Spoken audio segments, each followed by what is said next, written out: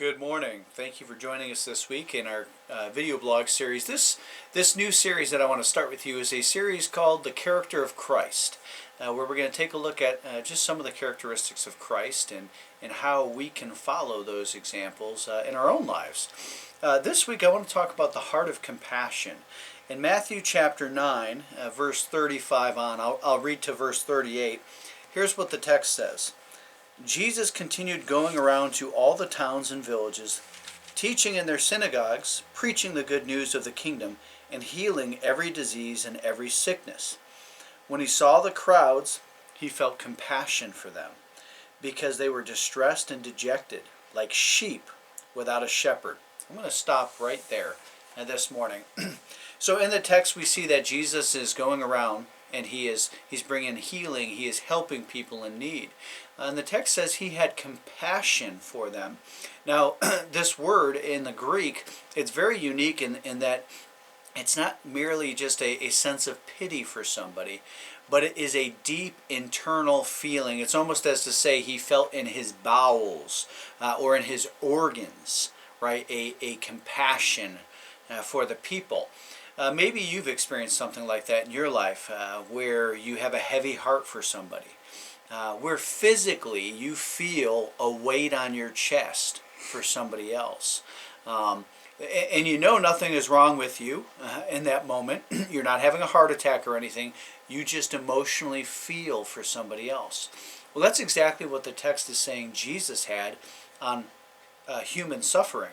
Right? He had absolutely experienced that emotional compassion for us physically, which is incredible.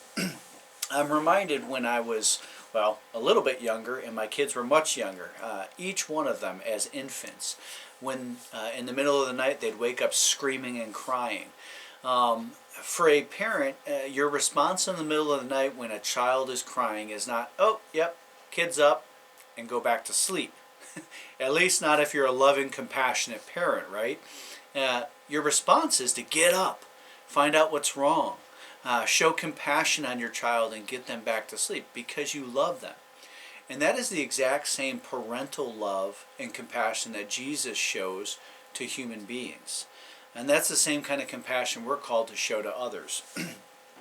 So, what I encourage you to do this week is think about ways in which you can move merely from just feeling compassion to somebody to actually acting on compassion. Right? Christ intentionally went and he helped people in need. And we have opportunities to do that all around us. There is probably at least a person in your home, in your church, and in your community each week that could use your compassion. And I encourage you to find one of each. It may be a coworker that is struggling, and you can see them struggling, and maybe you could take a task off their plate for the week just to give them some reprieve. It could be a neighbor that is very lonely, and you could just bring them out for a cup of coffee, or maybe a meal. It could be somebody who is grieving, perhaps in your church, maybe in your own family.